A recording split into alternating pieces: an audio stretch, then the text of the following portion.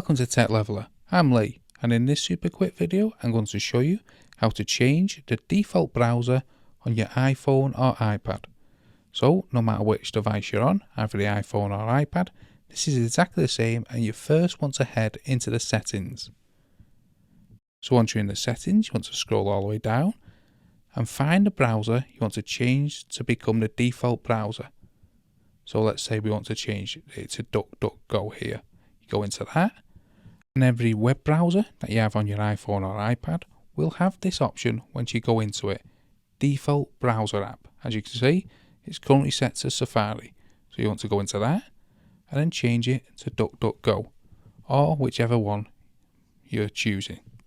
Then when you come back, this will then become the default web browser on your iPhone or iPad. So that's how to change the default web browser on your iPhone or iPad. I hope you found that video was helpful. If you did, smash the like, smash the subscribe, and most of all, thanks so much for watching.